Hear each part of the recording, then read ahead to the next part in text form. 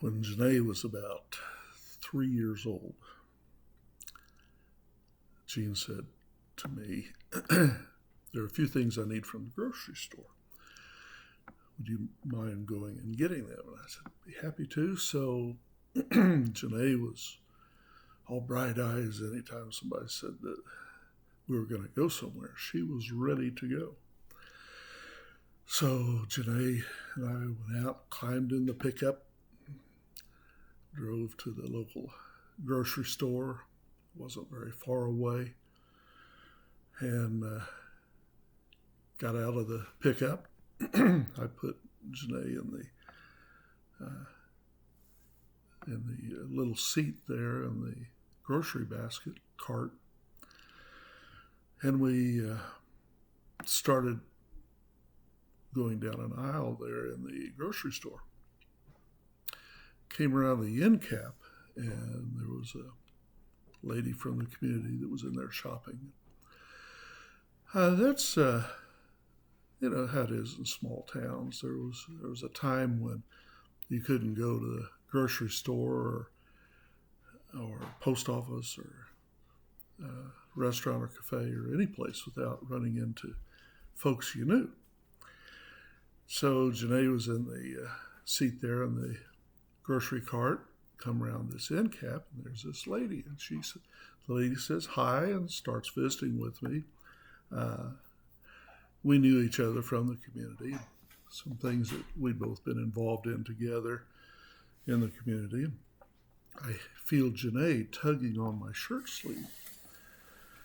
She says, I turn around and look at her, and she said, Daddy, tell her I'm me. So I introduced Janae to this lady and this lady to Janae. Janae's eyes were just so bright. Tell her I'm me. A couple of weeks ago or so, I was watching the news on TV, and it was about a protest. It was a very peaceful protest from the footage that I was seeing on the news. And my attention was arrested by this fellow that the camera focused in on. Tall, dignified black man.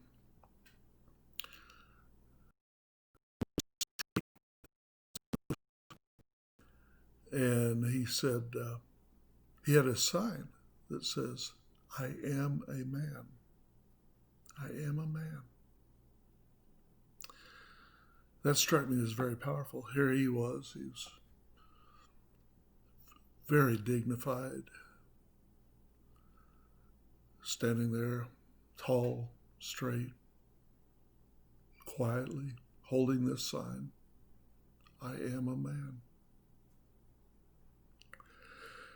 Janae with her,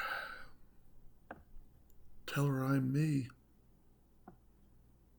This dignified gentleman with his own sign saying, I am a man.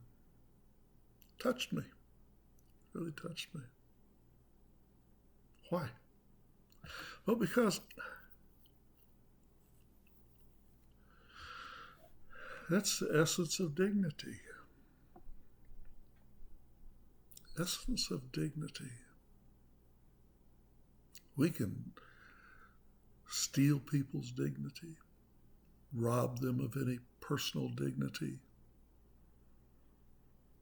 We can say hateful things, or we can just ignore them. We find that it's more polite to just ignore them. Or if we deem them to be a charity case, then if we are so inclined to help, we will reach in our pocket, pull out $1 bill or whatever, and hand it their direction. Probably we will not even have a conversation with them. It's just more like, here, there. I've done my part. Well, that dollar may have been very needed, very helpful, but that's really not what was going to help somebody who is deemed by us to be a charity case, or deemed by us to be just a little kid that's always getting in the way, standing in the middle of the aisle at Walmart, picking up things, putting things down. Perhaps we're apt to think it, if not say it. Where's your parents? Where are your parents? Don't touch stuff. Now, like I said, we may not say that. We think it. But it is incredible how much we think actually shows up in our face. Old saying, I have no idea where it came from, but the eyes are the windows of the soul. You can tell a lot just by looking at a person. Look in their eyes. Do you see life? Do you see joy?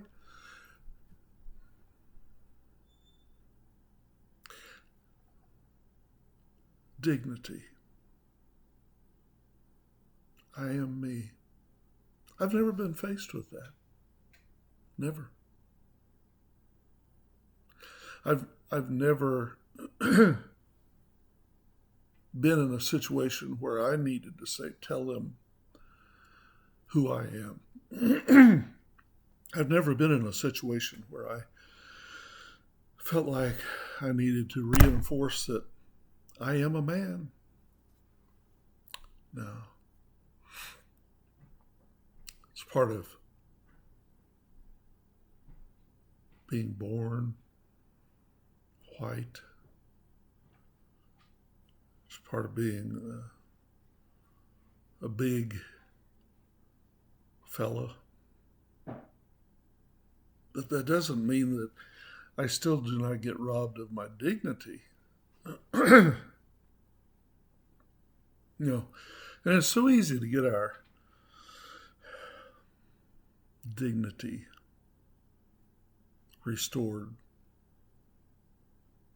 by just somebody else coming along, their face lighting up, smile, their eyes engaging with us. And all of a sudden I feel like maybe I am somebody. Maybe I am a man. Maybe I am me. When Janice was young, she was with her mother. They were visiting with someone in the community. And that individual said to Janice, excuse me, I know your daddy. And Janice looked right back at him and said, does he know you? I think that was probably one of those occasions where Jean wished that there was a hole there she could just sort of be swallowed up by.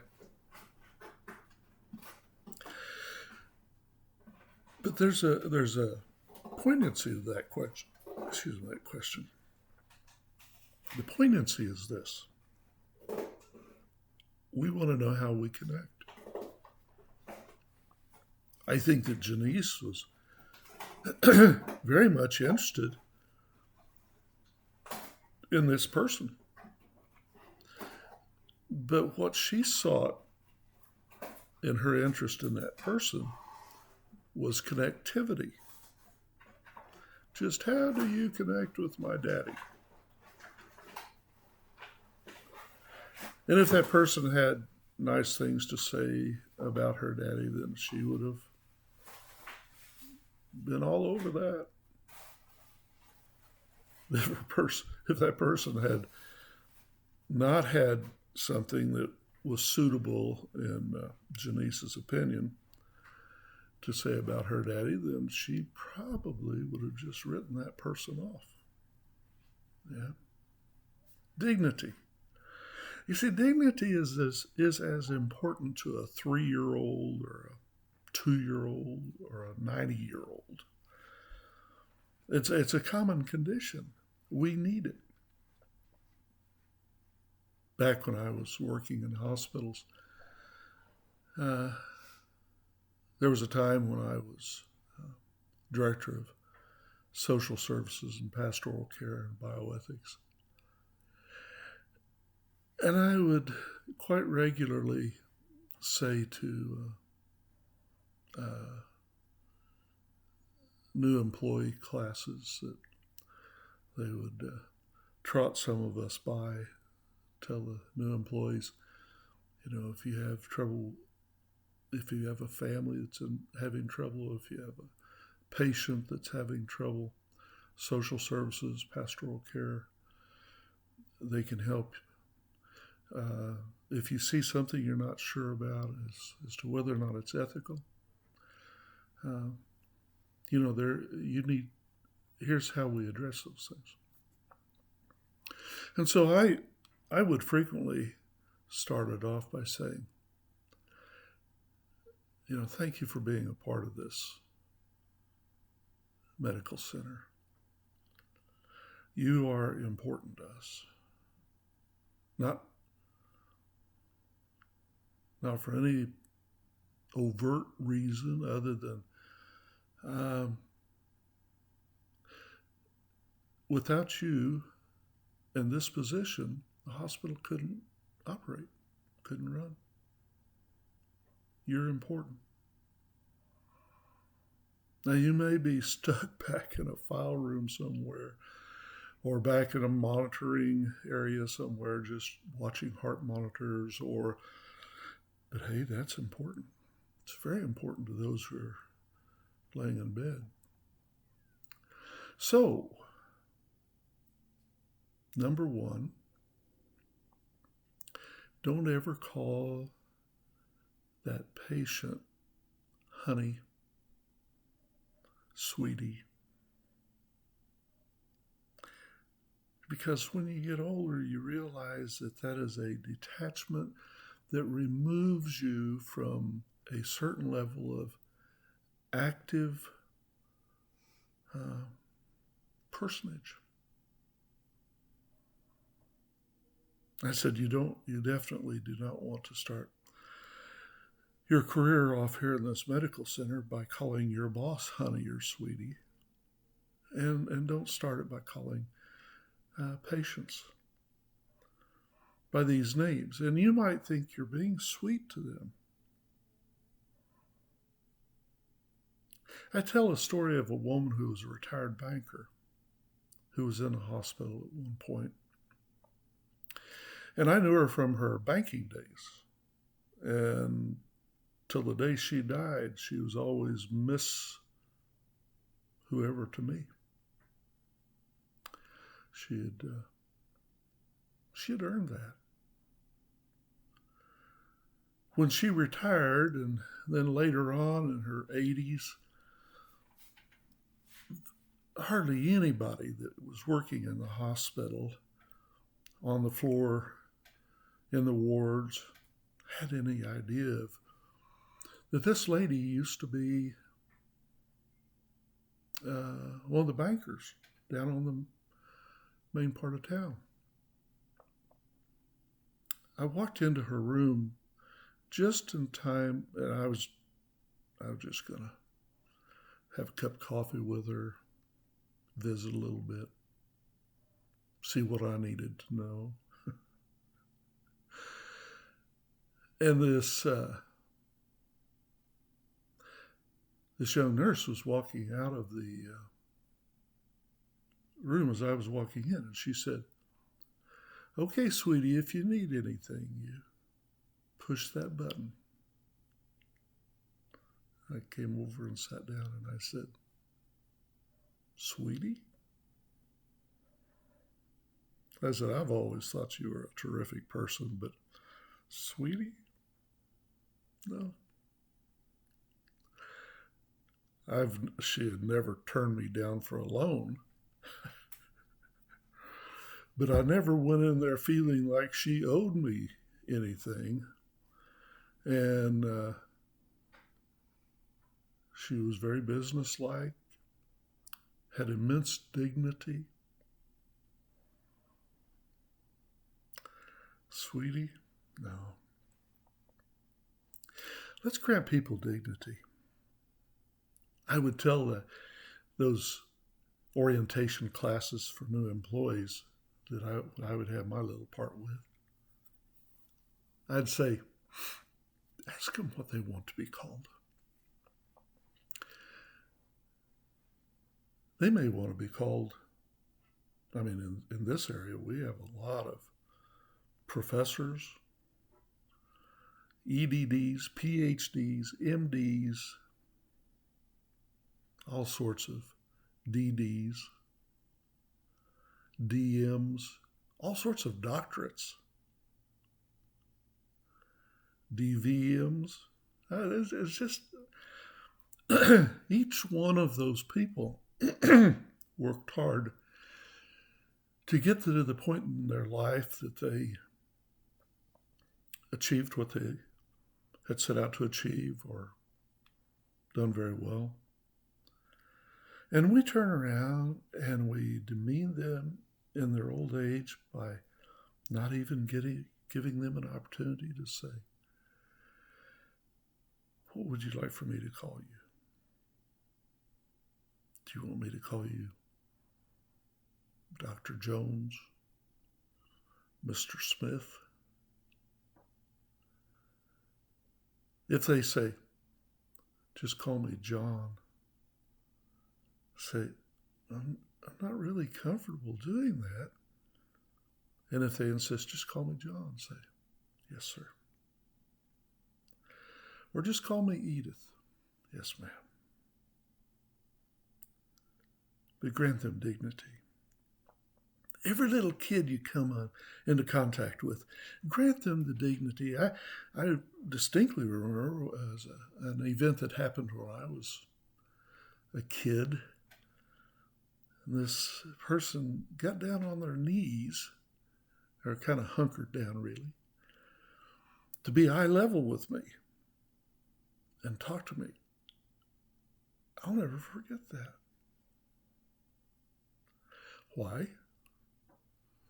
Well, because they gave me a sense of worth, of dignity.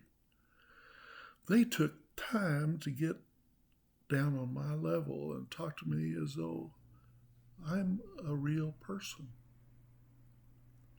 So no, I don't wear a sign that says I'm a man.